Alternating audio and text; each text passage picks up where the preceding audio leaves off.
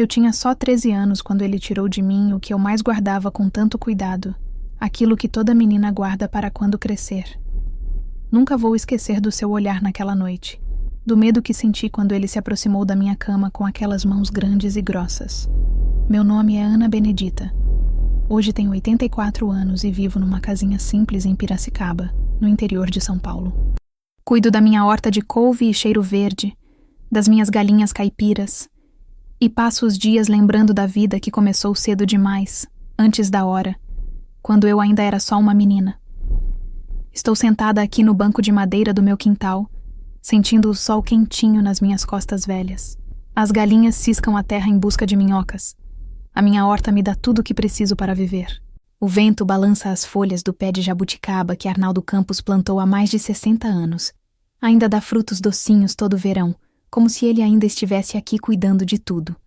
As pessoas que passam na estrada de terra e me veem aqui sentada, pensam que sou apenas mais uma velhinha comum, dessas que acordam com o cantar do galo e dormem quando o sol se põe. Ninguém imagina a história que carrego dentro do peito.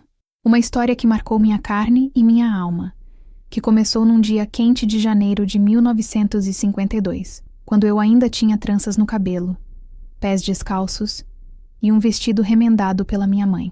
Olá, e seja muito bem-vindo.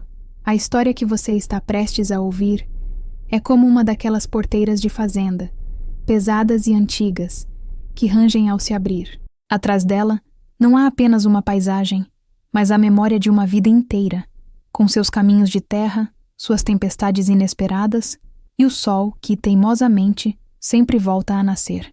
Antes de abrirmos essa porteira juntos, um pequeno convite. Se histórias que tocam a alma e revelam a força do espírito humano ressoam em você, considere se inscrever no canal. Assim, você não perde nenhum capítulo da jornada que estamos prestes a desvendar.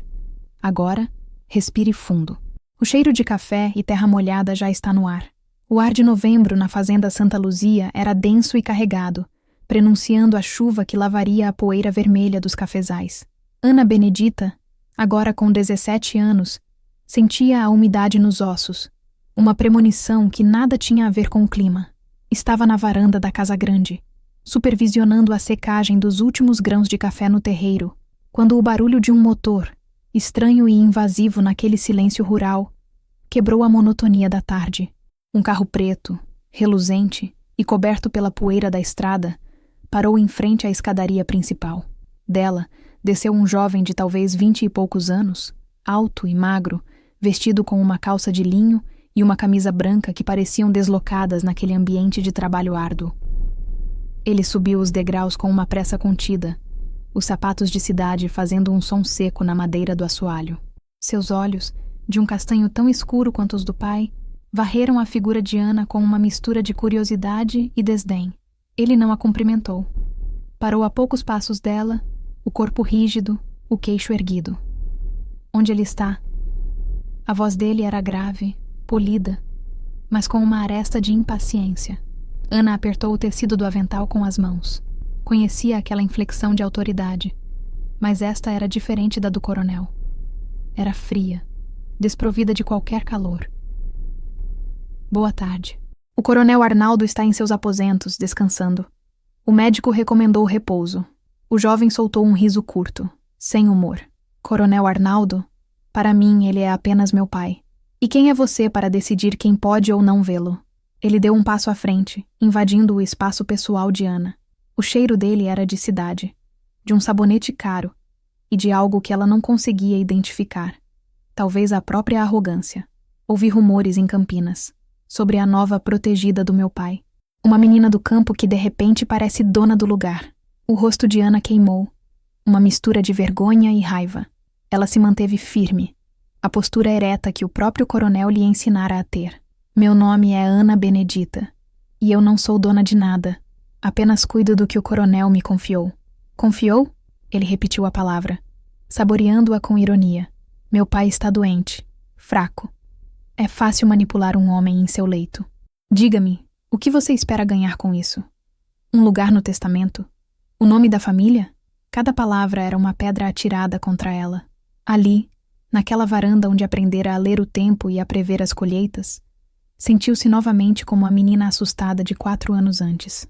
Ameaçada, julgada, deslocada. O céu, antes apenas nublado, escureceu de vez, e o primeiro trovão ribombou ao longe, ecoando a tempestade que acabara de se instalar dentro da casa e dentro de seu coração. Aquele era Antônio, o filho, o herdeiro, e nos olhos dele, Ana não viu um futuro, mas um veredito de condenação. 4 anos antes, o sol de janeiro de 1952 era impiedoso. Castigava a terra seca do pequeno sítio onde a família de Ana Benedita se espremia em uma casa de pau a pique. O cheiro de poeira e desespero era tão palpável quanto o calor.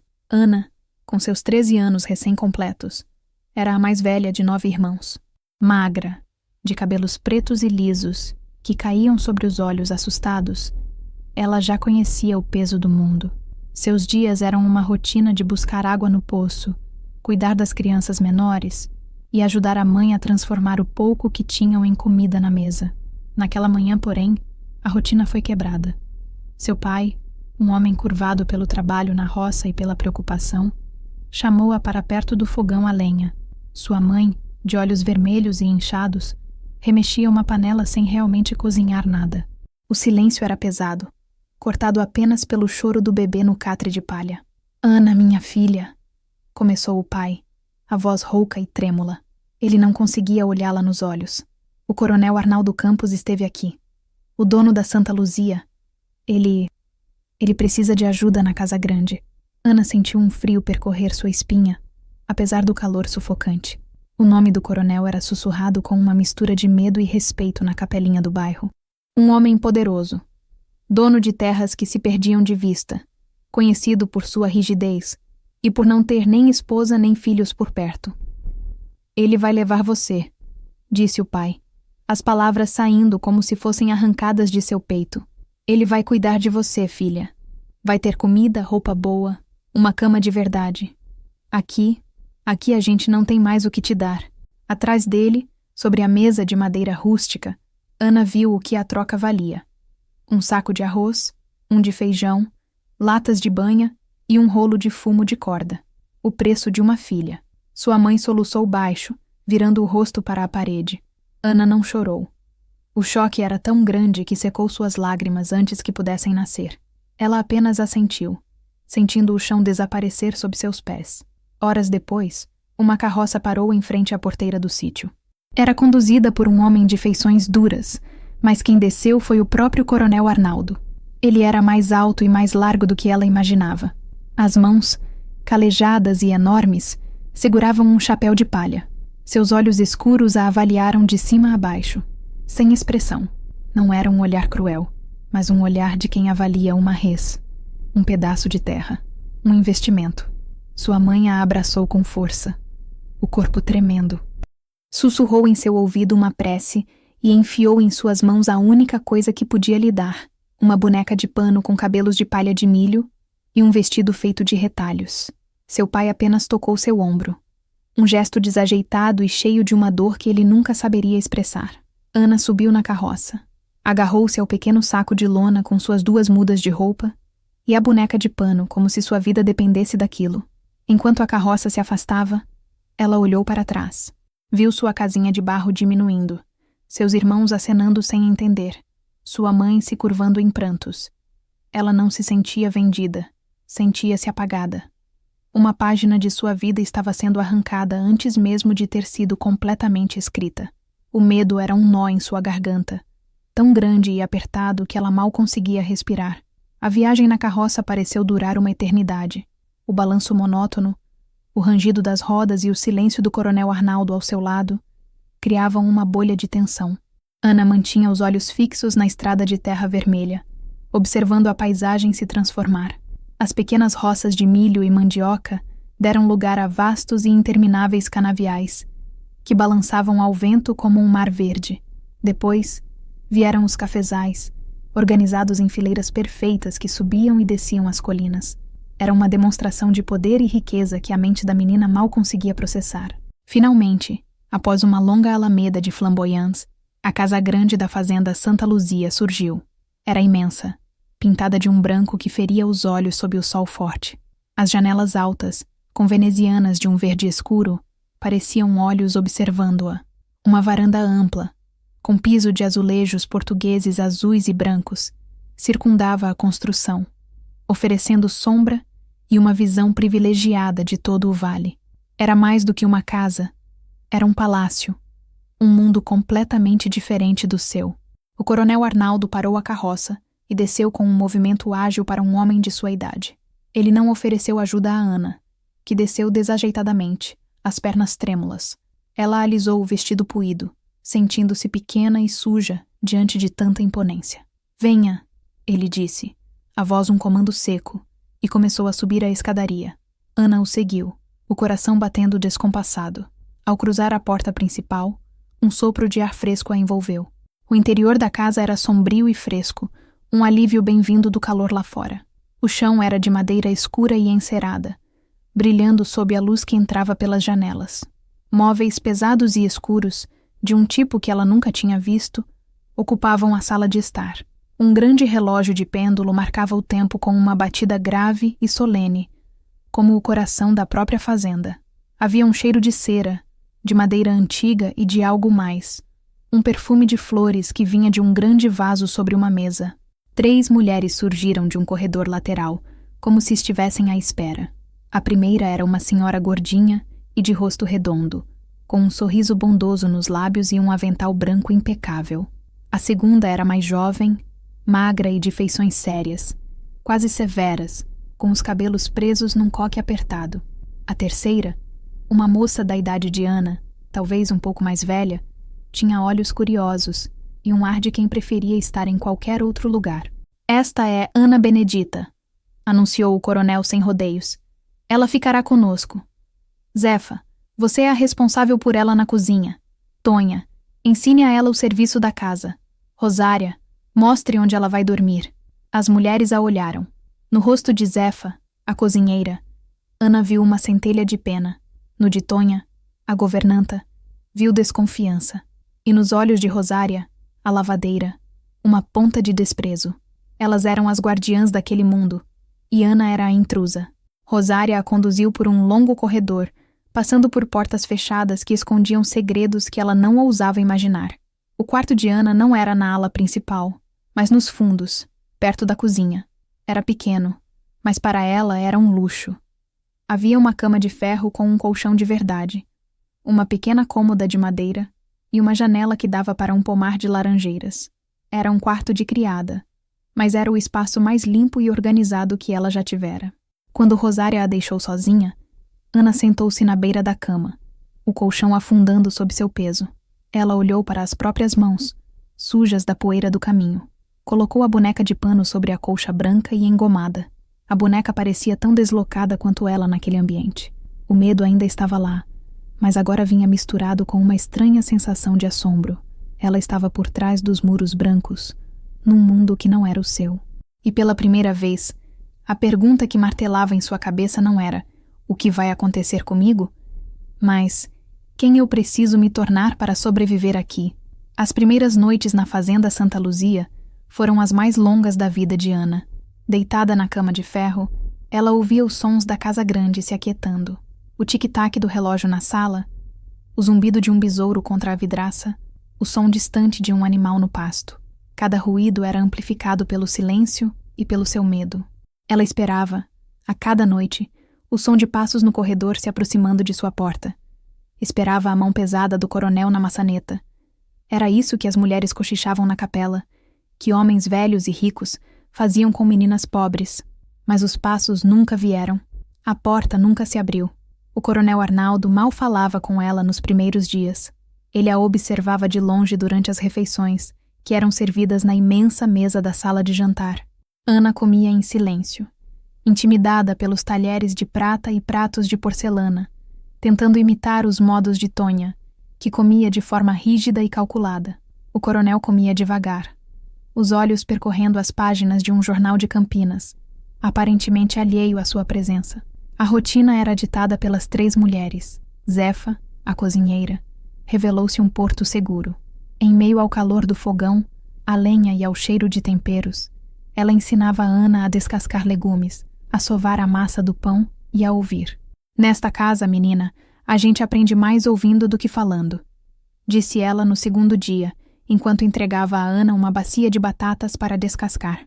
O rosto de Zefa, sempre suado e corado pelo calor, era a imagem da bondade. Tonha, por outro lado, era a personificação da disciplina. Ensinou-a a espanar os móveis sem deixar um grão de poeira, a encerar o assoalho até que ele brilhasse como um espelho e a arrumar a cama do coronel com uma precisão militar. O coronel gosta de ordem. Tudo tem seu lugar e sua hora, ela dizia. A voz sempre em um tom baixo e austero. Ana sentia que estava sendo constantemente testada por aqueles olhos atentos. Rosária a ignorava na maior parte do tempo, tratando-a com uma indiferença cortante. Ana aprendeu a não cruzar seu caminho e a se manter longe da lavanderia nos fundos da casa, que era o domínio incontestável da outra moça. Uma semana se passou assim, numa névoa de trabalho, medo e adaptação. Em uma tarde, quando Ana terminava de polir a prataria na copa, o coronel Arnaldo entrou. Ela se encolheu, o coração disparado. Ele parou à sua frente, as mãos nos bolsos da calça. Amanhã, depois do almoço, encontre-me no escritório. Não foi uma pergunta, foi uma ordem. Ana apenas assentiu, incapaz de pronunciar uma palavra. Passou o resto do dia e a noite em claro, a mente fervilhando com as piores possibilidades. O escritório era o santuário do coronel, um lugar onde nem mesmo Tonha entrava sem ser chamada. O que ele queria com ela lá dentro? No dia seguinte, com as mãos suando e o estômago revirado, ela bateu na porta pesada de madeira. Entre! Soou a voz grave lá de dentro.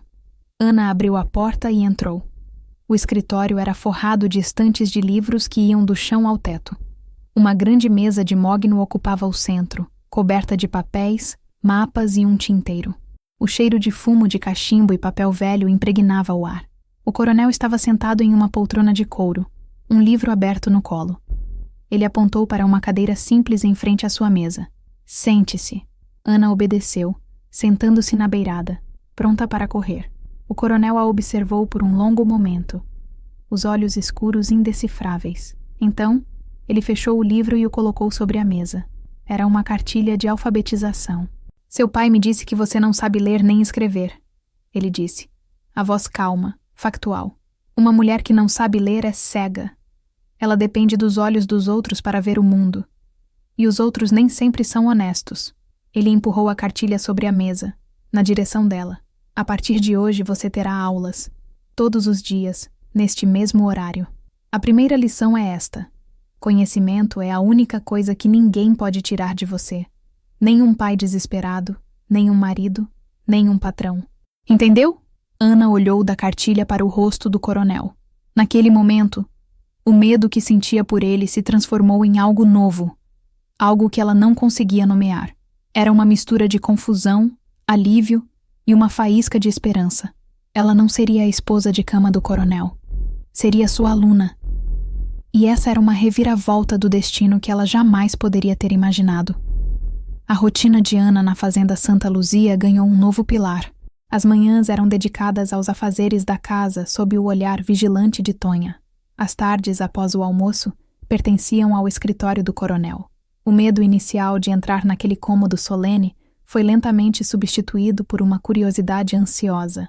O escritório tornou-se seu refúgio, um universo silencioso onde o mundo se revelava através das páginas de um livro.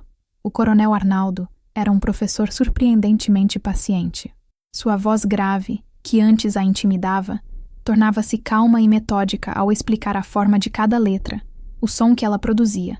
Ele guiava a mão trêmula de Ana sobre o papel, ensinando-a a desenhar o A de Ana, o B de Benedita. No início, ela se sentia desajeitada, os dedos duros do trabalho no campo lutando para segurar a pena fina. As primeiras palavras saíam tortas, borradas de tinta.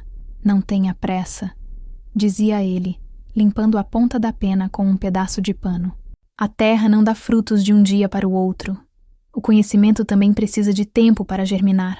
Ela aprendeu a ler as sílabas, depois palavras inteiras. B-O-I-C-A-F-E, F-A-Z-N-D-A.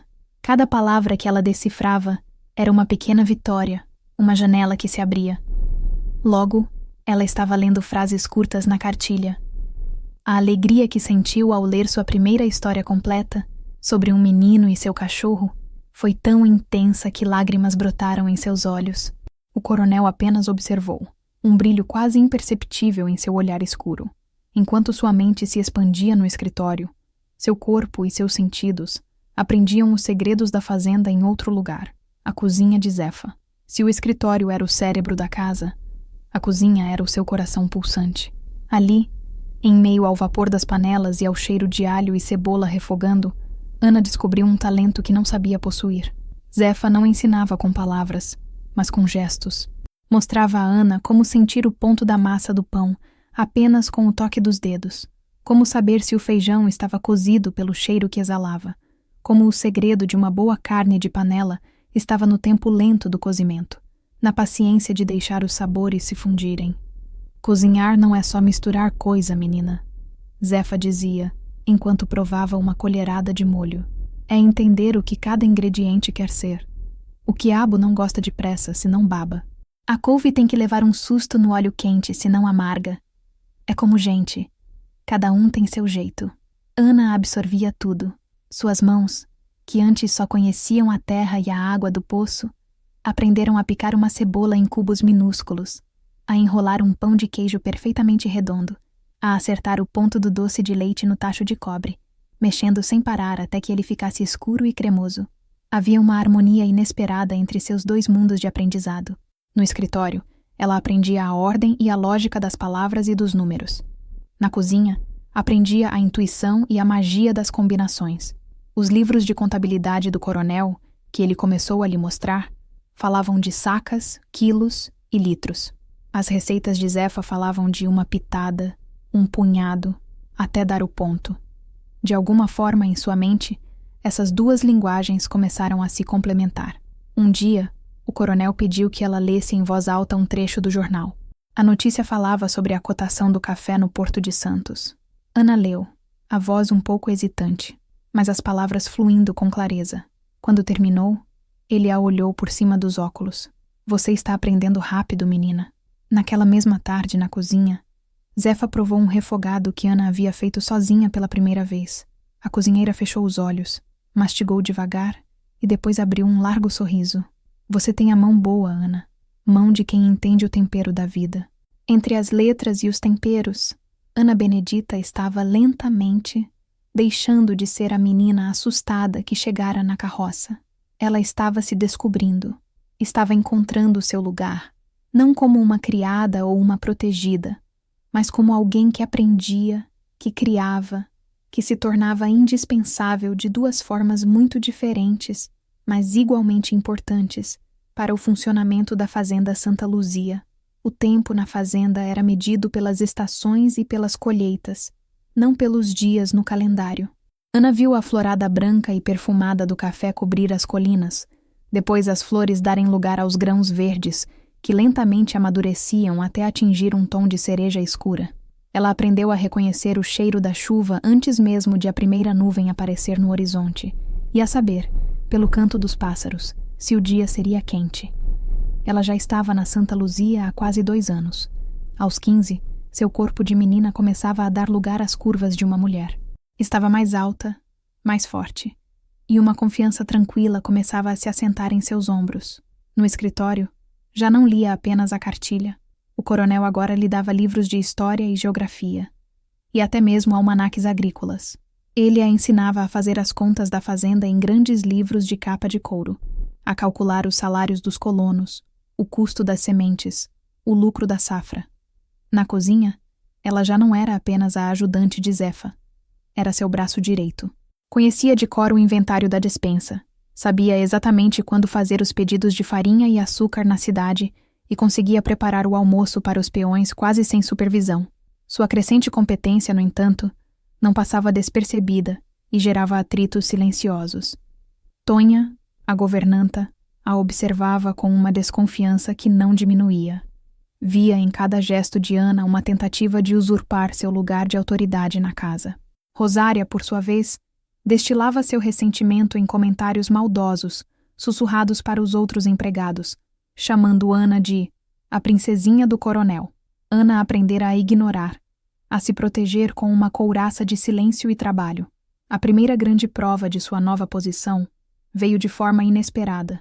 O coronel precisou fazer uma viagem de 3 dias a São Paulo para resolver assuntos bancários. Era a primeira vez que ele se ausentava por tanto tempo desde que Ana chegara. Antes de partir, ele reuniu as 3 mulheres na sala. Tonha, você continua responsável pela ordem da casa, como sempre. Ele disse, a voz firme. Zefa, a cozinha é sua. E Ana, ele fez uma pausa, e os olhos de todos se voltaram para ela. Ele tirou do bolso um pesado molho de chaves. Você ficará com as chaves da despensa e do armazém. Controle o que sai e anote tudo.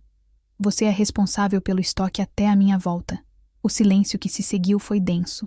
Entregar as chaves da despensa, o coração do abastecimento da fazenda, a uma menina de 15 anos, passando por cima de Tonha e Zefa, era uma declaração. Era um voto de confiança que quebrava a hierarquia da casa. Ana sentiu o peso das chaves em sua mão e o peso dos olhares de Tonha e Rosária sobre si. Zefa lhe deu um sorriso discreto, um sinal de aprovação. Na primeira noite da ausência do coronel, uma tempestade violenta desabou sobre a região. Ventos uivantes arrancaram telhas do galpão, e a chuva torrencial ameaçava inundar o armazém, onde os sacos de grãos recém-colhidos estavam estocados. Um dos peões veio correndo à casa grande, em pânico. Dona Tonha, a água está entrando no armazém. Vai estragar todo o milho. Tonha ficou paralisada, sem saber o que fazer. Sua autoridade se limitava às paredes da casa. Zefa tentava acalmar o homem, mas não tinha uma solução. Foi Ana quem agiu. Chamem mais 4 homens, rápido! Ela ordenou, a voz surpreendentemente firme. Peguem todas as lonas que tiverem, e escoras de madeira. Vamos ter que escorar a porta e cobrir as pilhas de sacos. Ela pegou uma lamparina e correu para a chuva, o vestido encharcando em segundos. Os homens, surpresos ao ver a menina ali, no meio do temporal, hesitaram por um instante. Mas a urgência em sua voz e a clareza de seu comando os fizeram obedecer. Por mais de 1 hora, debaixo de chuva e vento, Ana organizou o trabalho. Mostrou onde colocar as escoras para dar mais firmeza. Ajudou a esticar as lonas pesadas sobre as pilhas de sacos. Pensou em cavar uma pequena vala para desviar a enxurrada. Quando a tempestade finalmente amainou, ela estava coberta de lama, tremendo de frio. Mas o armazém estava salvo. Quando o coronel retornou, 2 dias depois, encontrou a fazenda em ordem e ouviu do capataz o relato da noite da tempestade. Ele não disse nada a Ana, não a elogiou publicamente. Mas naquela tarde, no escritório, enquanto ela lhe apresentava as anotações impecáveis do que fora retirado da despensa, ele a olhou de um jeito diferente. Você tem a madeira de que são feitos os bons líderes, menina, ele disse, em voz baixa, firme, mas flexível. Sabe quando ceder e quando resistir. Como um bom IP. Naquela noite, pela primeira vez, Tonha dirigiu-lhe a palavra sem ser para dar uma ordem. O café está bom hoje, Ana, disse ela durante o jantar. Era pouco. Mas para Ana, soou como um armistício. Ela havia enfrentado sua primeira tempestade, literal e figurativamente, e saíra dela mais forte. As chaves em seu bolso pareciam, enfim, pertencer-lhe de direito. Com o passar do tempo, as estações na fazenda Santa Luzia não marcavam apenas as colheitas, mas também a transformação de Ana. Aos 16 anos, a menina desajeitada e assustada havia desaparecido por completo.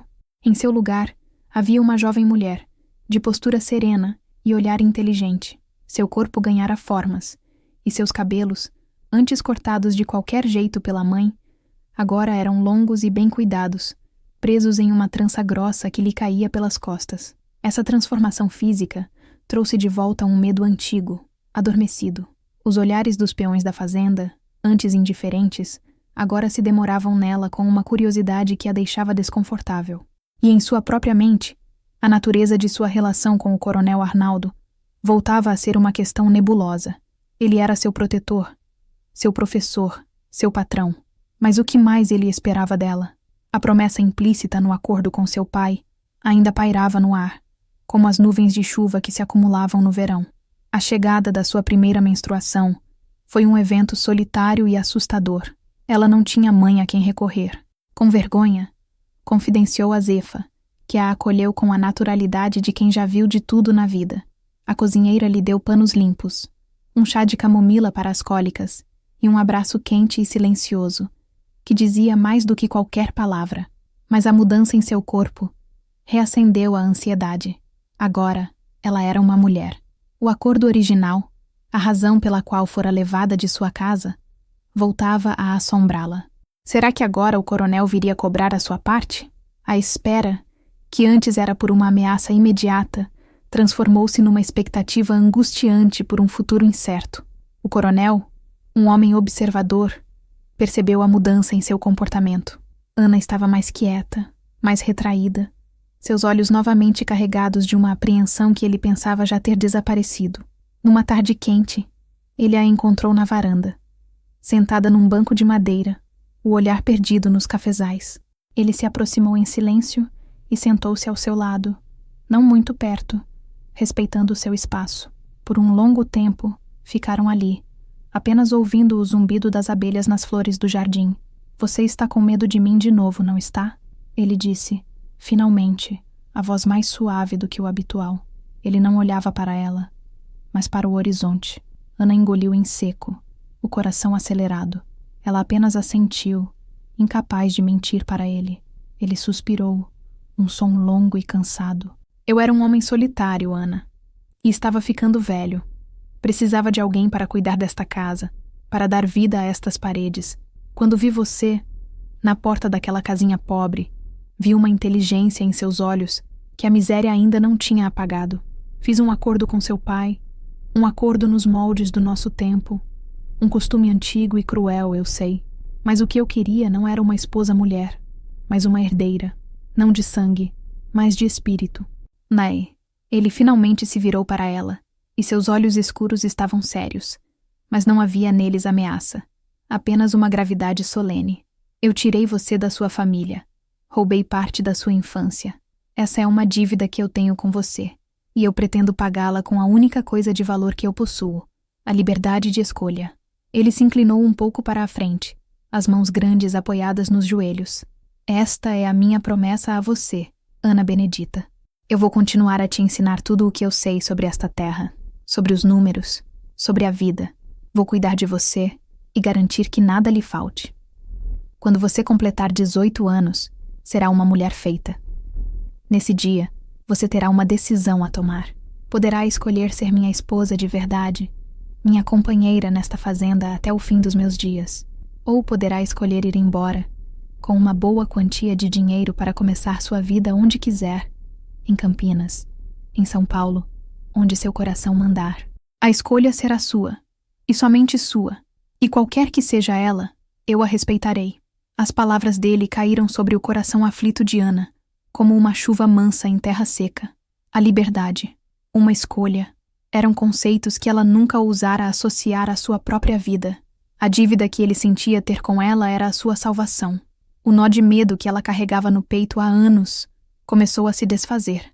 Lágrimas silenciosas escorreram por seu rosto, mas não eram de tristeza ou medo, eram de alívio, de uma gratidão tão profunda que doía.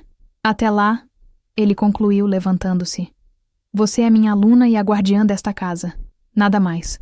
Agora vá ajudar Zefa com o jantar. Acho que hoje teremos frango com quiabo. Ele se afastou, deixando-a sozinha na varanda. O sol começava a se pôr, pintando o céu de laranja e roxo. Ana respirou fundo, o ar enchendo seus pulmões. A promessa do coronel não lhe dera apenas um prazo, 2 anos de espera. Dera-lhe um futuro. Um futuro que, pela primeira vez em sua vida, ela sentia que poderia pertencer a ela. Os 2 anos que se seguiram à promessa do coronel foram um período de intensa imersão. A sensação de ter um futuro em suas próprias mãos deu a Ana um novo propósito, uma nova fome de aprender. Ela não era mais apenas uma aluna. Tornou-se uma aprendiz de administradora, uma sombra silenciosa e eficiente que absorvia cada detalhe da complexa engrenagem que era a Fazenda Santa Luzia. Suas responsabilidades se expandiram para além da casa grande. O coronel começou a levá-la consigo em suas inspeções matinais pela propriedade. Montada em uma égua mansa chamada Estrela, ela cavalgava ao lado dele pelos carreadores que cortavam os cafezais e canaviais. Ele lhe ensinou a olhar a terra com outros olhos, a reconhecer os sinais de uma praga nas folhas do café, a avaliar a qualidade do pasto para o gado, a entender o ciclo das águas e a importância de preservar as nascentes. Ela aprendeu os nomes dos capatazes e de muitos dos trabalhadores rurais. No início, eles a olhavam com estranheza, aquela moça jovem e séria ao lado do patrão. Mas com o tempo, perceberam que ela não estava ali a passeio. Ela ouvia, fazia perguntas pertinentes e, mais importante, lembrava-se do que lhe era dito. Se um trator quebrava, ela sabia qual peça precisava ser comprada na cidade. Se uma família de colonos precisava de remédios, ela se certificava de que o pedido fosse incluído na próxima viagem ao armazém. No escritório, suas tarefas evoluíram da simples contabilidade para o planejamento. O coronel a envolvia nas decisões. O preço do adubo subiu, dizia ele, mostrando-lhe um panfleto. O que você acha? Compramos agora ou esperamos uma baixa depois da colheita do milho? Ou, temos um comprador para o gado de corte. A oferta é boa, mas o pagamento é a prazo. Vale o risco? Ana aprendia a ponderar, a analisar os prós e os contras. Sua mente, treinada na lógica dos números e na intuição da cozinha, conseguia enxergar os problemas de ângulos diferentes. Ela não tinha a experiência de vida do coronel, mas tinha uma memória prodigiosa e uma capacidade de organização que o impressionava. Dentro da casa, sua autoridade se consolidou de forma natural. Tonha, embora nunca tenha se tornado sua amiga, passou a respeitá-la. Consultava Ana sobre a compra de tecidos para a roupa de cama ou sobre a contratação de uma ajudante extra na época da colheita. Zefa continuava sendo sua confidente e aliada, e juntas, elas transformaram a cozinha da Santa Luzia num modelo de eficiência e qualidade. Até mesmo Rosária baixara a guarda, passando a tratá-la com uma cordialidade distante. Ana floresceu. Aos 17 anos e meio, ela era uma jovem mulher de uma beleza serena. Sua pele, bronzeada pelo sol das cavalgadas, contrastava com seus olhos escuros e expressivos. Ela se vestia de forma simples, com vestidos de algodão feitos por uma costureira da cidade. Mas sua postura era a de alguém que conhecia seu valor. Ela falava pouco, mas quando o fazia, era com precisão e segurança. Um incidente em particular selou sua reputação na fazenda. Uma seca prolongada atingiu a região, e a nascente que abastecia a vila dos colonos começou a secar. O pânico se instalou. O coronel estava acamado com uma febre forte, e o capataz não sabia o que fazer. Foi Ana quem se lembrou de uns mapas antigos que vira no escritório. Mapas que mostravam o traçado de um antigo aqueduto, construído décadas antes, e que havia caído em desuso. Ela pegou os mapas, montou em estrela, e junto com 2 trabalhadores, passou o dia inteiro na mata, seguindo o traçado encoberto pelo mato. Encontraram o aqueduto, danificado, mas recuperável. Ele ligava a vila a um olho d'água mais distante, que ainda vertia água. Sob sua supervisão, uma equipe de homens trabalhou por 2 dias para desobstruir e consertar o canal. No 3º dia, a água voltou a correr na bica da vila. Quando o coronel se recuperou da febre e soube do que ela havia feito, apenas balançou a cabeça, um sorriso discreto no canto dos lábios. Ele não precisava dizer nada. Ambos sabiam que ela já não era mais a menina que ele trouxera para a fazenda. Ela se tornara parte daquela terra, tão essencial quanto a chuva que a irrigava ou o sol que a aquecia. Era a administradora silenciosa, o pilar que ajudava a sustentar todo aquele mundo. E o prazo da promessa se aproximava, a decisão final que pairava sobre seu futuro como uma nuvem carregada no horizonte. O último ano antes de Ana completar 18 anos foi marcado por uma sombra que se alongava sobre a fazenda Santa Luzia. A saúde do coronel Arnaldo, que sempre fora um homem de uma força quase mítica, começou a fraquejar de forma visível. A febre que o derrubara durante a seca foi apenas o primeiro sinal. Depois veio uma tosse persistente, uma tosse seca e profunda, que o sacudia durante a noite e o deixava exausto durante o dia. Ele emagreceu. Os ombros largos pareceram encolher dentro de suas camisas. O rosto, antes vincado pelo sol e pela autoridade, adquiriu uma palidez serosa. Ele se cansava com facilidade. As longas cavalgadas matinais, foram substituídas por breves caminhadas na varanda. As tardes no escritório, antes preenchidas com lições e planejamento, agora eram interrompidas por acessos de tosse que o deixavam sem ar e sem forças. O Dr. Matos, um médico de Piracicaba que cuidava da família Campos há décadas, passou a ser uma visita frequente. Ele vinha em seu carro, com sua maleta de couro, e se fechava no quarto do coronel por longos períodos. Quando saía, seu rosto era sempre uma máscara de preocupação profissional. "É o pulmão", dizia ele a Ana, em voz baixa. "Anos de fumo de cachimbo e a poeira da roça estão cobrando seu preço. Não há muito o que fazer, a não ser garantir seu conforto." Ana assumiu os cuidados com ele com uma dedicação filial. Era ela quem preparava os chás de ervas que Zefa recomendava, quem media a febre, quem se certificava de que ele tomasse os remédios na hora certa. À noite, muitas vezes ela se sentava em uma poltrona ao lado da cama dele, lendo em voz alta os jornais ou trechos de seus livros favoritos, até que o sono o vencesse. Durante esses meses, a dinâmica entre eles mudou mais uma vez. Ele já não era o professor, e ela não era a aluna. Eram companheiros, enfrentando juntos a fragilidade da vida. Em seus momentos de lucidez, ele lhe dava as últimas instruções, não sobre a fazenda, mas sobre a vida. "Nunca confie em quem fala demais e faz de menos", disse ele numa tarde, após um acesso de tosse particularmente violento. "O valor de um homem está na sua palavra e no calo de suas mãos." Em outra ocasião, ele segurou a mão dela, os dedos dele frios e finos. "Eu fui um homem duro, Ana. Cometi muitos erros. Mas de uma coisa eu me orgulho. Esta terra. Eu a recebi do meu pai quase falida e a fiz prosperar. Não deixe que ela se perca. Ela é o trabalho de uma vida inteira." A promessa que ele lhe fizera na varanda, a escolha que ela teria aos 18 anos, parecia agora uma questão distante, quase irrelevante diante da urgência da doença. O futuro que ela deveria escolher estava intrinsecamente ligado ao homem que se esvaía diante de seus olhos. Como ela poderia pensar em ir embora? Como poderia abandonar o homem que, a seu modo torto e particular, a salvara e lhe dera um mundo? A responsabilidade pela fazenda recaiu quase que inteiramente sobre seus ombros. Ela presidia as reuniões com os capatazes, negociava com os compradores de café, autorizava os pagamentos. Fazia tudo com a competência e a seriedade que aprendera com ele, sempre o consultando sobre as decisões mais importantes, mesmo quando ele mal tinha forças para responder. A casa grande tornou-se um lugar mais silencioso, mais sombrio. O riso de Zefa na cozinha era mais contido. Os passos de Tonha no corredor pareciam mais lentos. Todos sentiam o sopro do fim se aproximando. Um dia, o coronel a chamou ao seu quarto. Ele estava mais fraco do que nunca. A respiração era um chiado raso. "Ana", ele sussurrou. "Chegou a hora. Preciso que você escreva uma carta." Ele ditou com dificuldade. Uma carta curta e direta, endereçada a Antônio Campos, seu filho em Campinas. A carta não falava da doença. Apenas pedia que ele viesse à fazenda o mais rápido possível para tratar de assuntos urgentes e inadiáveis. Enquanto Ana selava o envelope, as mãos tremendo, ela compreendeu.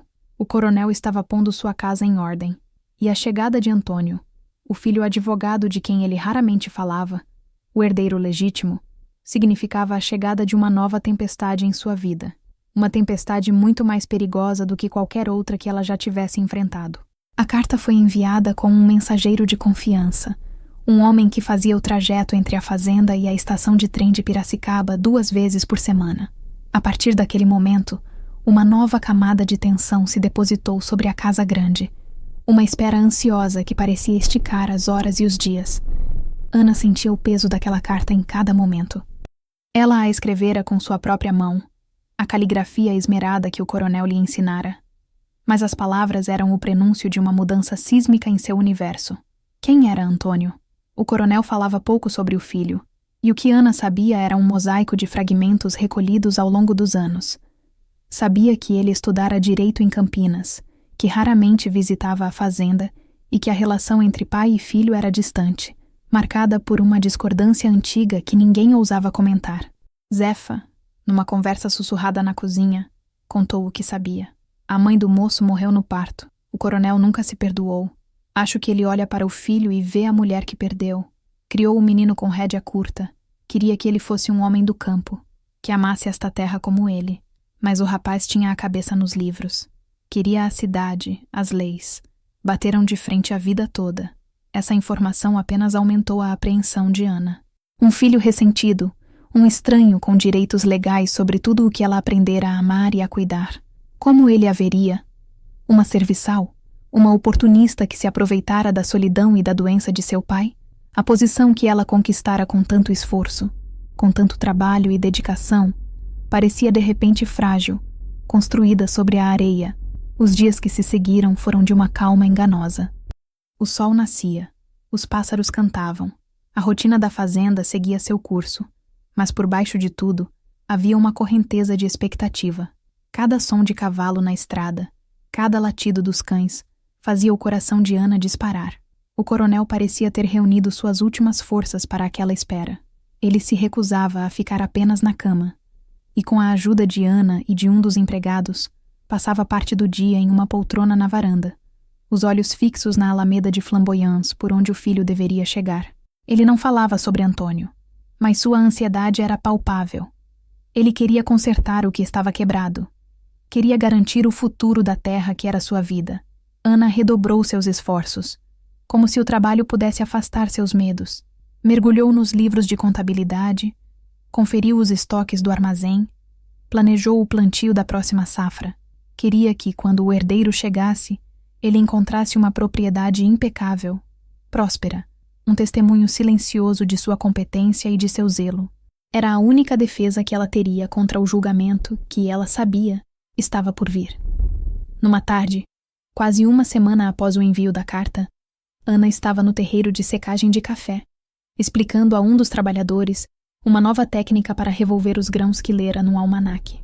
O sol de novembro estava forte, e o cheiro de café secando era intenso e reconfortante. Foi então que ela ouviu um som diferente, um zumbido grave e contínuo que crescia em intensidade, o som de um motor de carro. Todos pararam o que estavam fazendo e olharam na direção da estrada. A poeira vermelha se levantou ao longe, anunciando a chegada do veículo. O coração de Ana deu um salto. Ela sentiu um calafrio, apesar do calor.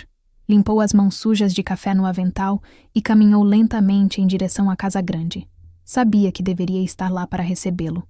Subiu os degraus da varanda e parou ao lado da poltrona onde o coronel estava sentado. Ele também ouvira o barulho e se ajeitara, tentando parecer mais forte do que realmente era. Ana colocou a mão discretamente em seu ombro, um gesto de apoio. O carro preto e reluzente surgiu na curva da alameda e parou em frente à casa. A porta se abriu. O momento que ela tanto temera havia chegado. A espera terminara. A tempestade estava prestes a começar. Antônio Campos estava em casa. A cena que se desenrolou na varanda foi exatamente como Ana temera, e ao mesmo tempo, completamente diferente. Ela estava agora no centro do furacão, não mais como uma espectadora assustada, mas como um dos protagonistas do drama. O homem que desceu do carro não era um monstro, mas um jovem com o rosto marcado pela preocupação e pela exaustão da viagem. No entanto, ao subir os degraus e ver a cena, seu pai, visivelmente doente, e uma jovem mulher ao seu lado, com uma mão possessiva em seu ombro, a preocupação em seu rosto se transformou em uma máscara de suspeita e hostilidade. Pai, disse Antônio, a voz tensa. Ele ignorou Ana completamente, como se ela fosse parte da mobília. Antônio, respondeu o coronel, a voz fraca, mas firme. Você demorou. A carta não dizia que o senhor estava... assim, disse Antônio, o olhar percorrendo a figura frágil do pai. Havia uma acusação velada em sua voz, como se ele tivesse sido enganado. Foi então que seus olhos se fixaram em Ana. A varredura inicial que ela sentira como curiosidade e desdém agora se aprofundava em um escrutínio frio e calculista. Ele a olhou de cima a baixo, notando o vestido simples, mas bem feito, as mãos calejadas, mas limpas, e a postura ereta que não condizia com a de uma simples criada. E quem é você? Ele perguntou, a polidez de cidade mal disfarçando a agressividade. Antes que Ana pudesse responder, o coronel interveio. Esta é Ana Benedita. Ela cuida de mim e da casa. A explicação era simples, mas para Antônio, Pareceu uma confirmação de seus piores receios. Cuida, ele repetiu, o tom carregado de sarcasmo. É esse o nome que se dá agora? Foi nesse momento que a conversa se tornou o confronto que Ana reviveria em sua mente muitas vezes. O confronto que marcou o início de tudo. Onde ele está? Perguntou Antônio, o foco mudando de Ana para o estado do pai, mas a acusação ainda dirigida a ela. Boa tarde, respondeu Ana, a voz calma, mas o coração batendo forte contra as costelas. Ela se recusava a ser intimidada. O coronel Arnaldo está em seus aposentos, descansando. O médico recomendou o repouso. Foi uma mentira parcial. O coronel estava ali na varanda, mas a essência do cuidado era verdadeira. Ela tentava estabelecer uma barreira de proteção. O riso de Antônio foi o que a feriu. Um som curto, amargo. Coronel Arnaldo, para mim ele é apenas meu pai. E quem é você para decidir quem pode ou não vê-lo? O passo que ele deu à frente, invadindo seu espaço, foi uma declaração de guerra. Ouvi rumores em Campinas sobre a nova protegida do meu pai, uma menina do campo que, de repente, parece dona do lugar. A palavra protegida foi dita com tanto veneno que fez o rosto de Ana arder. A raiva, uma emoção que ela raramente se permitia sentir, subiu por sua garganta. Ela se forçou a engoli-la. A dignidade era sua única arma. Meu nome é Ana Benedita. Ela repetiu, a voz firme, olhando-o diretamente nos olhos. E eu não sou dona de nada. Apenas cuido do que o coronel me confiou. Confiou? A ironia dele era cortante. Meu pai está doente, fraco. É fácil manipular um homem em seu leito. Diga-me, o que você espera ganhar com isso? Um lugar no testamento? O nome da família? Basta, Antônio. A voz do coronel, embora fraca, cortou o ar como um chicote.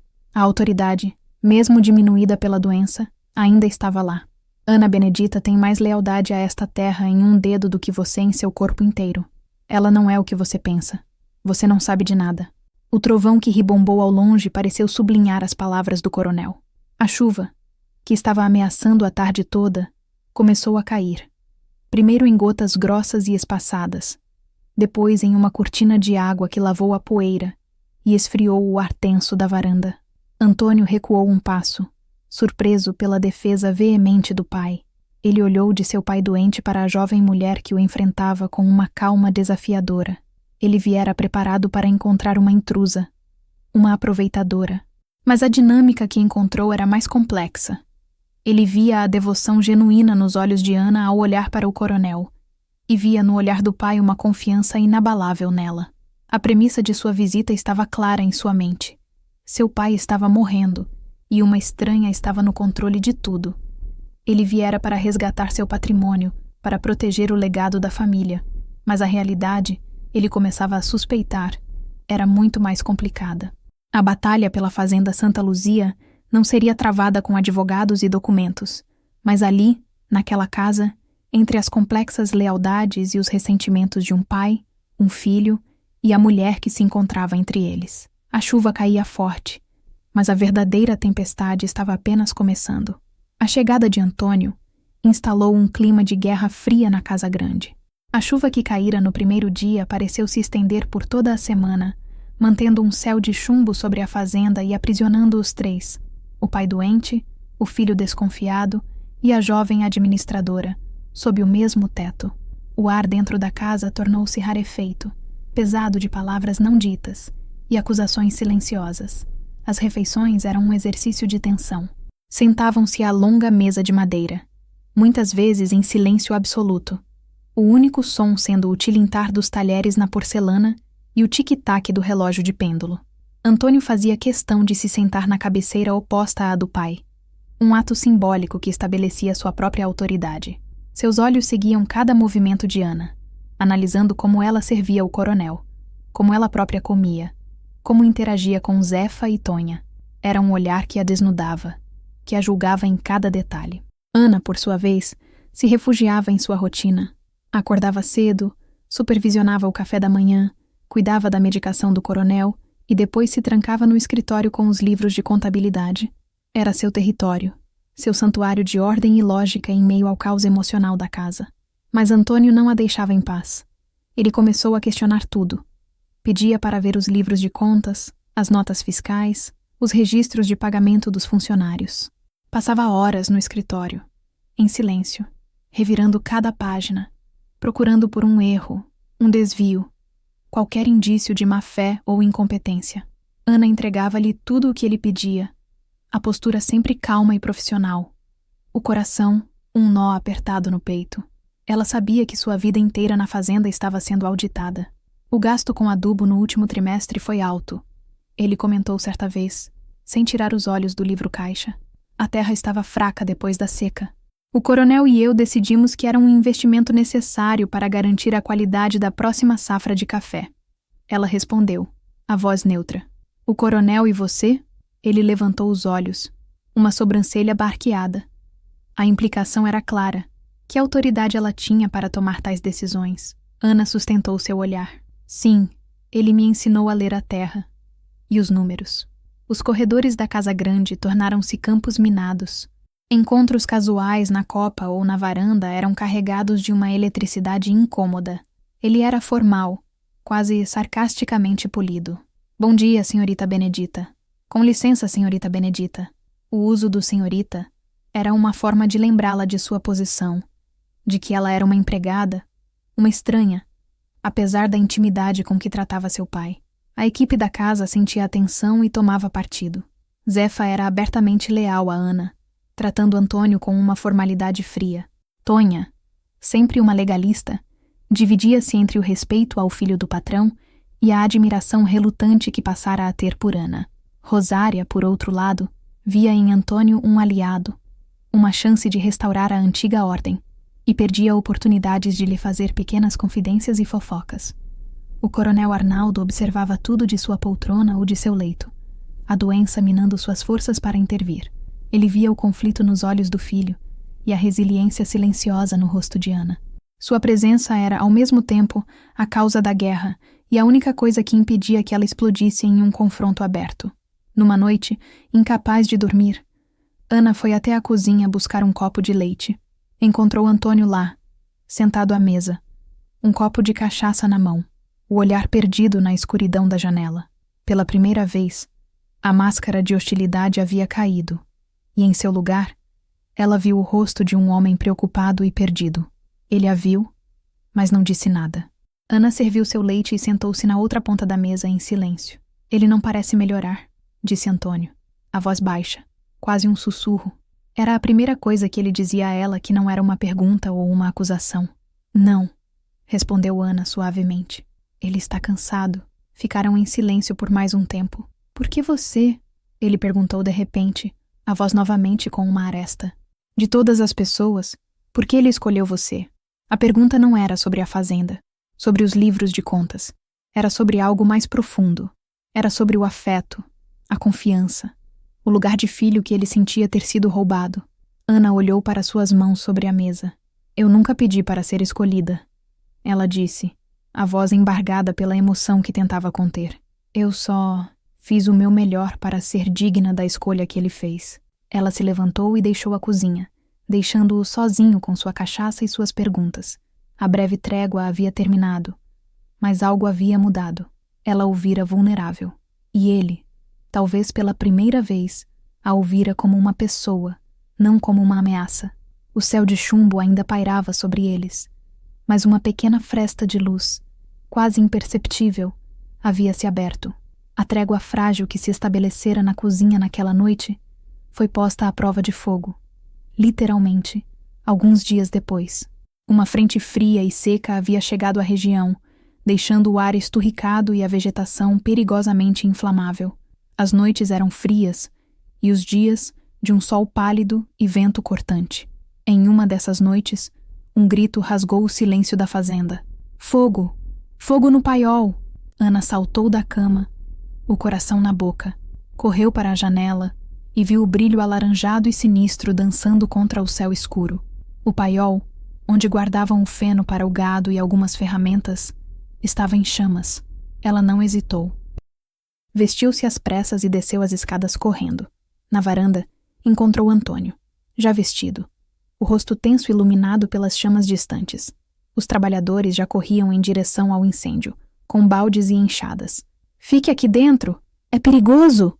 gritou Antônio para ela, já se preparando para correr em direção ao caos. O gado está no estábulo ao lado. Ana gritou de volta, a voz cheia de urgência. O vento está levando o fogo para lá. Precisamos tirá-los antes que seja tarde. Antônio parou. Ele, o homem da cidade, não havia pensado nisso. Seu instinto fora combater o fogo no paiol. O instinto dela, a mulher da terra, fora proteger a vida. Sem esperar por sua resposta, Ana correu. Seus pés descalços mal sentiam as pedras do caminho. O calor do fogo a atingiu a dezenas de metros de distância. O cheiro de feno queimado e madeira acre enchendo o ar. Os homens lutavam bravamente, jogando água nas chamas, mas era uma batalha perdida. O paiol já estava condenado. O gado! Ela gritou para o capataz, que coordenava os esforços. Tirem o gado! O estábulo estava cheio de fumaça, e os animais, em pânico, mugiam e se debatiam nas baias. O barulho era ensurdecedor. O medo era palpável. Foi então que Antônio chegou ao seu lado, o rosto sujo de fuligem. Como abrimos isso? Ele gritou, apontando para a tranca pesada do portão principal do estábulo. A chave está com o Zé, mas não dá tempo de procurar, respondeu Ana, a mente trabalhando rápido. Precisamos quebrar a tranca. Um machado. Enquanto um dos homens corria para buscar a ferramenta, Ana fez algo que surpreendeu a todos. Aproximou-se de uma das vacas mais ariscas, uma que sempre dava trabalho para ordenhar. Começou a falar com o animal, a voz baixa e calmante, apesar do caos ao redor. Calma, mimosa. Calma, menina. Tá tudo bem. Ela estendeu a mão e tocou o focinho do animal, que se acalmou por um instante sob seu toque. Antônio observava, atônito. Aquela moça, que ele via como uma escriturária calculista, estava ali, no meio da fumaça e do perigo, acalmando uma reis em pânico com a naturalidade de quem faz aquilo a vida inteira. O machado chegou. Antônio, usando a força que Ana não tinha, desferiu golpes precisos na tranca até que ela cedesse. O portão se abriu. Juntos, Ana, Antônio e os outros peões começaram a conduzir os animais assustados para fora, levando-os para um pasto seguro, longe do fogo. Trabalharam lado a lado por quase 1 hora, gritando ordens, empurrando animais teimosos, respirando fumaça. Eram uma equipe. Não havia cidade ou campo, herdeiro ou protegida. Havia apenas 2 pessoas lutando para salvar o que era importante. Quando o último animal foi retirado e o fogo no paiol começou a diminuir, restando apenas uma estrutura de madeira carbonizada, eles pararam, exaustos, sujos e ofegantes. Estavam lado a lado, observando o estrago. Você salvou o rebanho, disse Antônio, a voz rouca pela fumaça. Não era um elogio, era uma constatação. Ele olhou para ela, e pela primeira vez, seu olhar não continha suspeita nem ironia. Havia algo novo ali. Respeito. Nós salvamos, corrigiu Ana, limpando uma mancha de fuligem do rosto. A fazenda é de todos nós.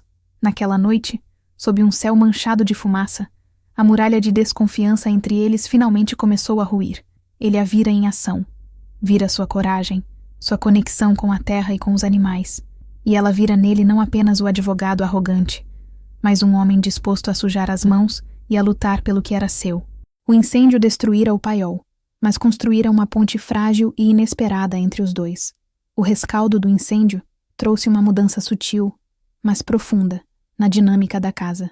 O paiol destruído era um lembrete constante do que eles haviam enfrentado juntos, e a camaradagem forjada naquela noite de fumaça e pânico não se dissipou com a luz da manhã. Antônio já não a tratava com sarcasmo. Sua polidez tornou-se genuína, e a hostilidade em seu olhar foi substituída por uma curiosidade cautelosa.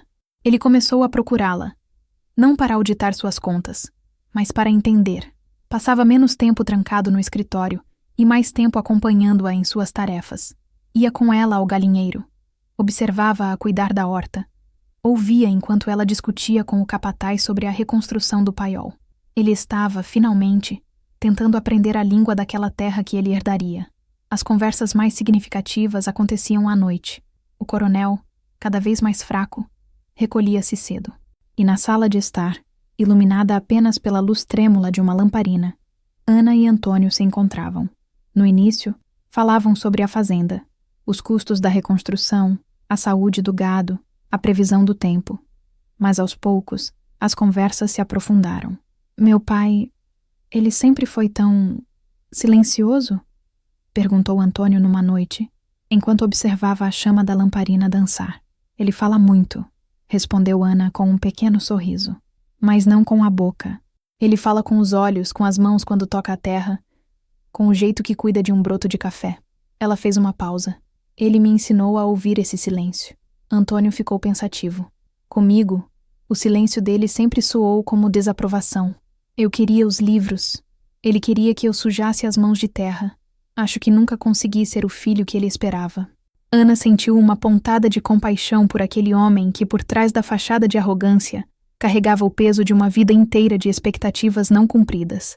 Ele tem orgulho de você, ela disse suavemente. Ele guarda todos os recortes de jornal de Campinas que mencionam seu nome em algum caso. Ficam numa caixa de charutos na gaveta debaixo da escrivaninha dele.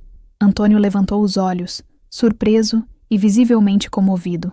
Era uma revelação pequena, mas que reconfigurava anos de sua percepção sobre o pai. Em outra noite, foi ele quem perguntou sobre ela. E você, Ana? O que você queria ser antes de tudo isso? A pergunta a pegou de surpresa. Ninguém nunca lhe havia perguntado sobre seus sonhos. Ela pensou na casinha de pau a pique, nos irmãos, na fome. Que sonhos uma menina naquelas condições poderia ter? Eu não sei. Ela respondeu, com uma sinceridade desarmante.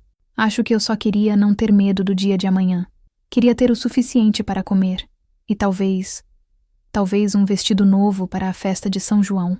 Ela olhou para as próprias mãos, que agora sabiam tanto sobre livros de contabilidade quanto sobre a terra. O coronel me deu mais do que eu jamais imaginei que poderia sonhar. Ela lhe contou um pouco de sua história, sobre a pobreza, sobre o dia em que a carroça chegou, sobre o medo que sentiu. Mas também lhe contou sobre a primeira vez que leu uma palavra, sobre a alegria de fazer um pão crescer, sobre a promessa que o coronel lhe fizera na varanda. Antônio ouviu em silêncio, o rosto sério à luz da lamparina. A história dela, contada com uma simplicidade sem autopiedade, preencheu as lacunas que sua imaginação preconceituosa havia criado. A protegida oportunista deu lugar a uma sobrevivente, uma jovem mulher de uma força e resiliência admiráveis. Então ele nunca... Antônio não conseguiu terminar a frase. A vergonha evidente em sua voz. Não, Ana respondeu, entendendo a pergunta não feita. Ele foi meu professor, meu protetor. E no fim, o pai que a vida não me deu. Naquela confissão, na vulnerabilidade compartilhada à luz de uma lamparina, a desconfiança de Antônio morreu para sempre. Ele finalmente entendeu a natureza da relação entre seu pai e Ana Benedita, e entendeu que a lealdade dela não era comprada, mas conquistada com respeito e bondade. A fazenda não tinha uma intrusa em seu coração. Tinha 2 herdeiros, um de sangue e outra de alma, e ele precisaria aprender a conviver com isso. O outono chegou, trazendo consigo um ar mais frio e uma luz dourada que pintava os campos ao entardecer. Para o coronel Arnaldo, era o outono de sua vida. Ele já não se levantava mais da cama, e seus momentos de lucidez tornaram-se mais raros e preciosos. A casa grande parecia prender a respiração, aguardando o inevitável. Antônio e Ana agora trabalhavam em uma harmonia silenciosa.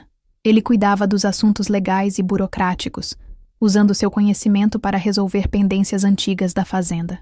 Ela continuava a gerir o dia a dia, o plantio, os funcionários, a casa. Eles se consultavam, tomavam decisões em conjunto. A antiga rivalidade dera lugar a uma parceria eficiente, nascida do respeito mútuo e de um propósito comum: honrar o homem que estava partindo e manter seu legado vivo. Nos breves períodos em que a mente do coronel clareava, ele os chamava ao seu quarto. Eram as suas últimas lições. Antônio, disse ele numa tarde, a voz um fio, você tem a cabeça para as leis, para o mundo lá fora. Use isso para proteger esta terra. O mundo está mudando. O papel vale mais que a palavra hoje em dia. Ele tossiu, um som seco e doloroso. Mas nunca se esqueça que a riqueza não vem do papel, vem do chão. Respeite o chão. Depois virou-se para Ana. E você, minha filha? Você tem o coração da fazenda. Você entende o ritmo das coisas, o tempo de plantar e o tempo de colher. Não deixe que a pressa da cidade sufoque essa sabedoria. Ele fez uma pausa, buscando o ar. Cuidem um do outro. A fazenda precisa de uma cabeça e de um coração para sobreviver. Vocês dois, juntos. A frase se perdeu em um suspiro cansado. Era como se ele estivesse lhes dando sua bênção, tecendo seus futuros juntos, não como um casal, mas como os dois pilares que sustentariam a Santa Luzia. O aniversário de 18 anos de Ana chegou, e passou sem nenhuma menção à promessa. A escolha que antes parecera o evento mais importante de sua vida, agora era uma nota de rodapé diante da iminência da morte. Ir embora era impensável. Seu lugar era ali. Uma noite, uma tempestade de fim de outono se formou, com ventos fortes e chuva fria. O coronel estava agitado, a respiração cada vez mais difícil. O Dr. Matos foi chamado, e após examiná-lo, balançou a cabeça com tristeza. É questão de horas, disse ele em voz baixa para Antônio e Ana no corredor. Eles decidiram ficar ao lado dele, um de cada lado da cama. Zefa e Tonha entravam e saíam em silêncio, trazendo chá, trocando os lençóis. A casa inteira estava em vigília. Perto da meia-noite, a tempestade lá fora se acalmou. O coronel abriu os olhos e, por um momento, a clareza voltou ao seu olhar. Ele olhou para Antônio. Perdoe-me, meu filho, ele sussurrou, por não ter sido o pai que você merecia. O senhor fez o seu melhor, respondeu Antônio, a voz embargada, segurando a mão do pai. Então, o coronel virou o rosto para Ana. Seus dedos frios procuraram os dela. Obrigado, Ana Benedita. Você foi a melhor colheita da minha vida. Um leve sorriso tocou seus lábios. Ele fechou os olhos e, com um último e suave suspiro, partiu. O silêncio no quarto era absoluto, quebrado apenas pelo som da chuva mansa que voltara a cair. Ana chorou, silenciosamente, as lágrimas escorrendo por seu rosto. Não eram lágrimas de uma empregada ou de uma protegida. Eram as lágrimas de uma filha. Antônio, ao seu lado, também chorava. A dor da perda misturada ao arrependimento pelos anos de distanciamento. Ali, naquele quarto, ao lado do homem que os unira de maneiras tão diferentes, eles não eram mais o herdeiro e a intrusa. Eram apenas dois órfãos, compartilhando a mesma dor, sob o mesmo teto, com um legado imenso e incerto em suas mãos. A longa jornada do coronel Arnaldo Campos havia terminado. A deles estava apenas começando. O enterro do coronel Arnaldo foi um evento que mobilizou toda a região. Fazendeiros vizinhos, comerciantes de Piracicaba, políticos locais e, principalmente, as dezenas de famílias de trabalhadores da Santa Luzia vieram prestar suas últimas homenagens. Ana, vestida de preto, permaneceu em um segundo plano discreto, ao lado de Zefa e Tonha, enquanto Antônio recebia os pêsames na linha de frente, como o herdeiro e chefe da família. Apesar de sua discrição, os olhares e cochichos a seguiam por toda parte. Ela era a figura misteriosa, a moça que vivia com o coronel. As especulações corriam soltas, tecendo histórias que iam da caridade à malícia. Ana sentia os olhares, mas mantinha a cabeça erguida, a dor da perda sendo uma armadura mais forte do que qualquer fofoca. Uma semana depois do enterro, o advogado da família, Dr. Alcides, um homem idoso e de modos formais, chegou à fazenda para a leitura do testamento.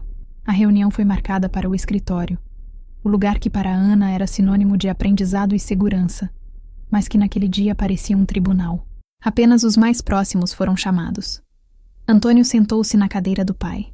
Ana foi convidada por Dr. Alcides a se sentar em uma das cadeiras de visitante, ao lado de Zefa e Tonha, que o coronel fizera questão de incluir como testemunhas. O ar estava carregado de expectativa. Dr. Alcides pigarreou, ajeitou os óculos e começou a ler o documento com sua voz monótona e legalista. O testamento começava de forma previsível. Deixava legados em dinheiro para os empregados mais antigos, Zefa e Tonha entre eles, em reconhecimento por anos de serviço leal. Deixava uma doação para a capela do bairro, tudo dentro do esperado. Então, veio a parte principal. Eu, Arnaldo de Campos, em pleno gozo de minhas faculdades mentais, deixo a totalidade de meus bens, incluindo a fazenda Santa Luzia e todas as suas propriedades, terras e posses, para meu único filho e herdeiro, Antônio Campos. Um suspiro coletivo de alívio. quase imperceptível, percorreu a sala. Era a ordem natural das coisas. Ana sentiu uma calma estranha. Não esperava nada, então não havia decepção. Seu futuro era incerto, mas ela estava em paz com o legado de conhecimento que recebera. Mas o Dr. Alcides não havia terminado. Ele fez uma pausa dramática e continuou a ler. Contudo, a administração da Fazenda Santa Luzia deverá, obrigatoriamente, ser exercida em conjunto por meu filho, Antônio Campos, e por Ana Benedita da Silva. O silêncio que se seguiu foi tão profundo que se podia ouvir a poeira assentar. Zefa arfou. Tonha arregalou os olhos. Antônio ficou pálido, o queixo caído em choque. Ana sentiu como se o chão tivesse sido puxado debaixo de seus pés. O advogado continuou, a voz firme. Esta cláusula é irrevogável. Ambos terão poder de decisão igualitário em todos os assuntos pertinentes à gestão da propriedade, das finanças à produção agrícola. As decisões importantes deverão ser tomadas em comum acordo. Caso um dos dois venha a falecer, ou se mostre incapaz, a administração plena passará para o outro. No caso de Ana Benedita da Silva decidir, por livre e espontânea vontade, deixar a fazenda, ela deverá receber uma pensão vitalícia substancial, cujo valor está especificado neste documento. Era um golpe de mestre. O coronel, mesmo depois de morto, estava tecendo os fios do destino. Ele não deserdara o filho, mas também não abandonara Ana. Ele os amarrara um ao outro, forçando-os a uma parceria. Ele garantira que a cabeça e o coração da fazenda trabalhassem juntos. A notícia caiu como uma bomba na pequena cidade. Em poucos dias, não se falava em outra coisa. A protegida não era apenas uma protegida. Ela era, na prática, a coproprietária, a administradora. As línguas ferinas, antes contidas, agora se soltaram com força total. Diziam que ela o havia enfeitiçado, que o manipulara em seu leito de morte. A história da jovem viúva e do enteado, vivendo sozinhos na imensa casa grande e agora forçados a dividir o poder, era um prato cheio para a maledicência. Antônio, um homem que sempre se preocupara com as aparências e com a lei, viu-se em uma posição insustentável. Sua reputação e o nome de sua família estavam sendo arrastados na lama. E Ana, que só queria viver em paz e honrar a memória do homem que a salvara, viu-se transformada na vilã de uma novela barata. A herança do coronel não fora apenas a terra e o dinheiro. Fora um problema complexo e espinhoso que ameaçava engolir os dois. As semanas que se seguiram à leitura do testamento foram as mais difíceis que Ana e Antônio já haviam enfrentado, mais até do que a doença e a morte do coronel. A fofoca era como uma praga invisível que se espalhava pelos cantos da cidade, pelas conversas na porta da igreja, pelos balcões das vendas. Eles sentiam o peso dos julgamentos em cada ida a Piracicaba para resolver assuntos da fazenda. Os olhares curiosos, os sorrisos maliciosos, os cumprimentos formais demais. A situação era socialmente insustentável. A imagem de um homem solteiro e uma jovem mulher solteira, sem parentesco, vivendo sob o mesmo teto e dividindo a administração de uma grande fortuna, feria todas as convenções morais da época. Antônio, com sua formação em direito, sabia que a reputação era um ativo tão valioso quanto a própria terra, e a deles estava se desintegrando. Isso começou a afetar os negócios. Um banqueiro hesitou em renovar um empréstimo. Um comprador importante de café fez perguntas indiscretas.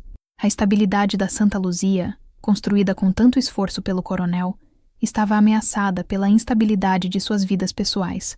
Eles tentaram manter uma rotina profissional, reunindo-se no escritório para discutir os assuntos da fazenda. Mas a tensão era palpável. A parceria que havia florescido na adversidade agora estava sendo envenenada pela pressão externa. Numa noite, após um jantar tenso e silencioso, Antônio pediu que Ana permanecesse na mesa. Zefa e Tonha se retiraram, deixando-os a sós na imensa sala de jantar, iluminada por um lustre de cristal. Antônio não rodeou. Ele foi direto, com a lógica de um advogado apresentando um caso. Ana, a situação é insustentável, começou ele, as mãos juntas sobre a mesa. O nome do meu pai está sendo manchado. O nosso trabalho está sendo prejudicado. As pessoas não veem dois administradores competentes. Vem um escândalo. Ana ouvia em silêncio, o coração apertado. Ela sabia que tudo o que ele dizia era verdade. Eu passei dias pensando em uma solução, continuou ele. Pensei em comprar a sua parte. Mas o testamento é claro. E para ser franco, eu não conseguiria administrar isso tudo sem você. Pensei em me mudar para a cidade e deixar você aqui, mas isso só alimentaria mais fofocas. Precisamos de uma solução que seja ao mesmo tempo definitiva, respeitável e que proteja a fazenda. Ele fez uma pausa, respirou fundo e olhou diretamente nos olhos dela. Por isso, eu quero lhe fazer uma proposta. A única solução lógica que eu consigo enxergar. Ana Benedita. Eu estou lhe pedindo em casamento. Ana ficou sem ar. A proposta era tão inesperada, tão absurda, que ela pensou ter ouvido errado. Casamento? Com Antônio? Ele percebeu o choque no rosto dela e se apressou em explicar, a voz agora menos formal, mais humana. Não me entenda mal. Não estou falando de um casamento por amor. Estou falando de um contrato, uma parceria. Um casamento de conveniência. Se nos casarmos, calamos a boca de todo mundo. A viúva e o enteado se tornam marido e mulher. O escândalo se transforma em uma história de família. A administração conjunta se torna o que é esperado de um casal que toca os negócios juntos. Protegeríamos sua honra, minha reputação e, o mais importante, o futuro da Santa Luzia. Ele se inclinou sobre a mesa. A intensidade em seu olhar era palpável. Seria uma união no papel. Manteríamos nossas vidas, nossos quartos, nossa independência. Seríamos sócios, parceiros de negócios, que por acaso dividem o mesmo sobrenome. É uma solução prática, Ana. Uma solução para um problema que meu pai, com toda a sua sabedoria, não previu. Ana olhava para ele, a mente girando. Um casamento. A palavra que a assombrara por anos. A escolha que o coronel lhe dera, agora voltava de uma forma completamente diferente. Não era uma escolha sobre amor ou desejo, mas sobre lógica e sobrevivência. Era frio, calculado e, ela tinha que admitir, fazia todo o sentido. Ela pensou na promessa que fizera ao coronel em seu leito de morte, de não deixar que a terra se perdesse. Pensou no trabalho, no suor, no amor que ela tinha por cada palmo daquela fazenda. Casar-se com Antônio não era o futuro que ela imaginara, mas talvez fosse a única maneira de garantir que houvesse um futuro para a Santa Luzia. Ela levantou o queixo, a calma que a caracterizava voltando a preencher seu ser. Eu aceito a sua proposta, Antônio, disse ela, a voz firme, pelos mesmos motivos que você, pela fazenda e pela memória do seu pai. Naquele momento, na sala de jantar silenciosa, um pacto foi selado, não com um beijo, mas com um aperto de mãos. Um negócio, um acordo que mudaria suas vidas para sempre, de maneiras que nenhum dos dois poderia prever. O casamento de Antônio Campos e Ana Benedita foi um evento discreto, realizado no cartório de Piracicaba, seguido por uma pequena recepção na fazenda, apenas para os empregados mais próximos e alguns vizinhos. Para o mundo exterior, era o desfecho lógico e romântico da história. O herdeiro que se apaixonara pela jovem e dedicada cuidadora de seu pai. A fofoca, como eles previram, cessou quase que imediatamente, substituída por acenos de cabeça de aprovação e comentários sobre como o amor encontra caminhos misteriosos. Dentro da casa grande, no entanto, a vida continuava sob os termos do acordo. Eles eram Sr. e Sra. Campos em público, mas Antônio e Ana, em particular, mantiveram seus quartos separados, em alas opostas da casa. A rotina deles era a de dois sócios que viviam no mesmo local de trabalho. As manhãs começavam com um café da manhã de negócios na varanda, onde discutiam os planos para o dia. Precisamos decidir sobre a compra do novo trator hoje, dizia Antônio, analisando um folheto. Conversei com o capataz. Ele acha que a colheita do milho vai adiantar uma semana. Isso afeta o cronograma dos pagamentos, respondia Ana, mexendo o café. Eles eram uma equipe formidável. A visão estratégica e o conhecimento legal de Antônio se complementavam perfeitamente com o conhecimento prático e a intuição de Ana sobre a terra e as pessoas. Juntos, começaram a modernizar a Santa Luzia. Antônio implementou novos sistemas de contabilidade e negociou contratos de exportação de café mais vantajosos.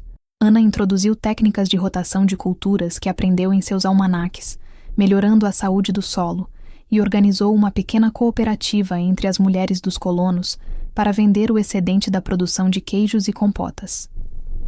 Apesar da natureza prática de seu relacionamento, a convivência diária começou a tecer um laço invisível entre eles.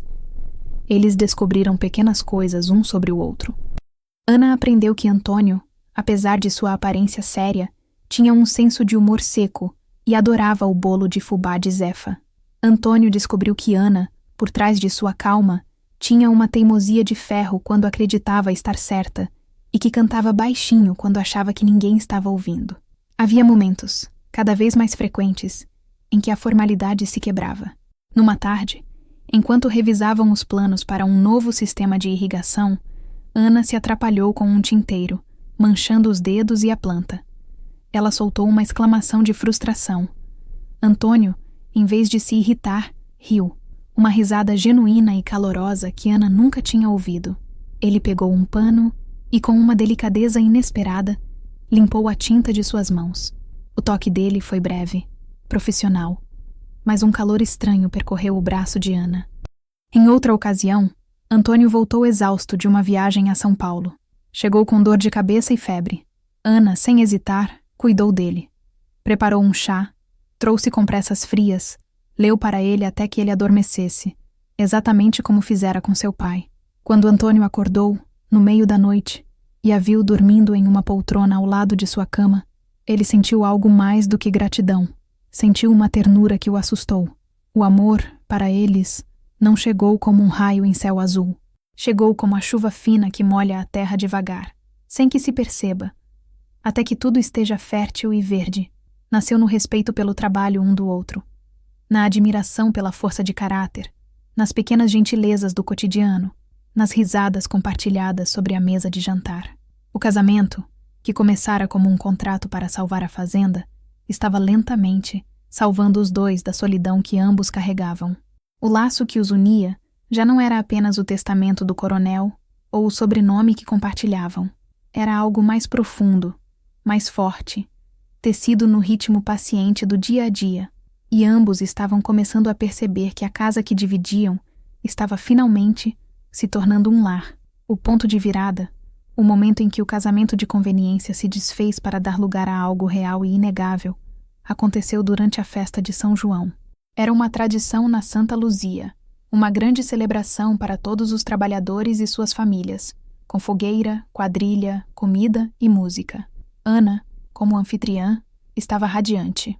Usava um vestido florido simples, os cabelos soltos, enfeitados com uma flor. Ela circulava entre os convidados, rindo com as crianças, conversando com as mulheres, garantindo que tudo corresse perfeitamente. Antônio a observava de longe, da varanda da casa grande. Ele a via não mais como sua sócia, mas como sua esposa. E a visão o encheu de um orgulho e de um sentimento de posse que o surpreendeu. Mais tarde, ao som da sanfona, a quadrilha começou. Puxaram Ana para a dança. Ela ria, rodopiando no meio do terreiro, os pés descalços na terra batida. Seus olhos encontraram os de Antônio na varanda. Em um impulso, ela acenou, chamando-o. Ele hesitou. O advogado da cidade deslocado naquela festa caipira. Mas o sorriso dela era irrecusável. Ele desceu e se deixou levar para o meio da dança. Desajeitado no início, ele logo pegou o ritmo, guiado pela mão firme e divertida de Ana. Quando a música os uniu no centro da roda, ele a segurou pela cintura, e ela apoiou as mãos em seus ombros. Eles se olharam, a luz da fogueira dançando em seus rostos. O barulho da festa, a música, as pessoas, tudo desapareceu. Havia apenas os dois. Naquele olhar, eles viram tudo o que não haviam dito em palavras. A admiração, o carinho, a ternura, o amor que crescera em silêncio entre eles. Antônio inclinou o rosto e a beijou. Um beijo suave, hesitante no início, depois aprofundado pela saudade de algo que eles nem sabiam que estavam procurando. A multidão ao redor aplaudiu e assobiou, pensando que era apenas parte da festa, mas para eles foi a consumação silenciosa de seu verdadeiro casamento. Naquela noite, pela primeira vez, Antônio não a acompanhou até a porta do quarto dela. Ele entrou com ela. E o pacto de negócios foi substituído por uma promessa de amor, feita não com palavras, mas com a entrega de 2 corações que finalmente haviam encontrado seu par. Os meses que se seguiram foram os mais felizes de suas vidas. A parceria no trabalho agora era impulsionada por uma cumplicidade amorosa. As decisões sobre a fazenda eram tomadas entre abraços, e os livros de contabilidade eram revisados com os pés entrelaçados sob a mesa. A casa grande, antes um lugar de solidão e tensão, encheu-se de risadas e de um calor que ia além do fogão a lenha de Zefa. Pouco tempo depois, Ana começou a se sentir diferente. Um cansaço pela manhã, uma leve tontura. Zefa, com sua sabedoria ancestral, foi a primeira a perceber. Com um sorriso cúmplice, preparou um chá e observou a reação de Ana. Tem semente nova brotando nesta terra, minha filha, disse a velha cozinheira, os olhos brilhando. Ana contou a Antônio naquela noite na varanda, sob um céu estrelado. Ele a abraçou com força, levantando-a do chão, o rosto iluminado por uma alegria pura e avassaladora. Um filho, um herdeiro nascido não apenas do sangue e do nome, mas do amor que eles construíram sobre as fundações improváveis de seu passado. O coronel Arnaldo queria que a cabeça e o coração trabalhassem juntos para garantir o futuro da fazenda. Ele mal poderia imaginar que, ao uni-los, faria muito mais. Ele plantara a semente de uma nova família, um novo legado que florescia, forte e vibrante, no solo fértil da fazenda Santa Luzia. Os anos se passaram como as estações na fazenda, cada um com sua semeadura, seu crescimento e sua colheita. Ana e Antônio tiveram 3 filhos, 2 meninos e uma menina, que cresceram correndo livres pelos cafezais, com os pés sujos de terra vermelha e os corações cheios do amor que transbordava da casa grande. A fazenda Santa Luzia prosperou sob a gestão conjunta do casal, tornando-se um modelo de produtividade e respeito ao trabalhador em toda a região. O tempo, implacável, também deixou suas marcas. Antônio, com os cabelos já grisalhos, partiu primeiro, vítima de um coração que, segundo o médico, se desgastara de tanto trabalhar e de tanto amar.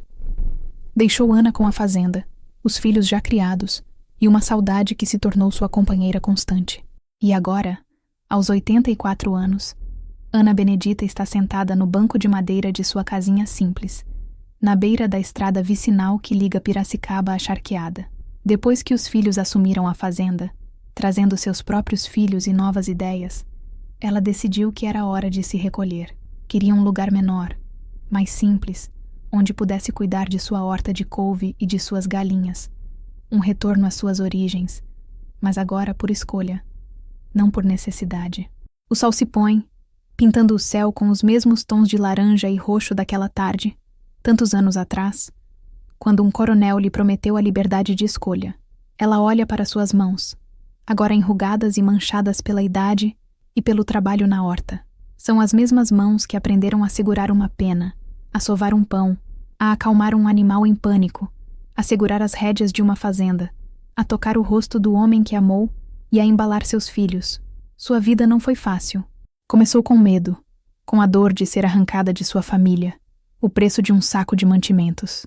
Mas o destino, em seus caminhos tortuosos, lhe ofereceu reviravoltas inesperadas. O coronel Arnaldo, o homem que ela temia, tirou-lhe a infância, mas em troca lhe deu educação, dignidade e um futuro. Antônio, o homem que a odiava, chegou cheio de rancor, mas encontrou espaço para a compreensão, parceria e um amor que durou uma vida inteira. Ela pensa na menina de 13 anos que tremia de medo na carroça, agarrada a uma boneca de pano. O que ela diria a essa menina se pudesse? Talvez dissesse para não ter medo, que a vida, às vezes, nos planta em solo árido, não para nos punir, mas para ver se temos a força de um ipê, que floresce mesmo nas condições mais duras. Um de seus netos, já um jovem agrônomo, para o carro em sua porteira. Ele vem visitá-la, como faz toda semana, trazendo o queijo fresco da fazenda e as últimas notícias da colheita. Ela sorri. O legado continua.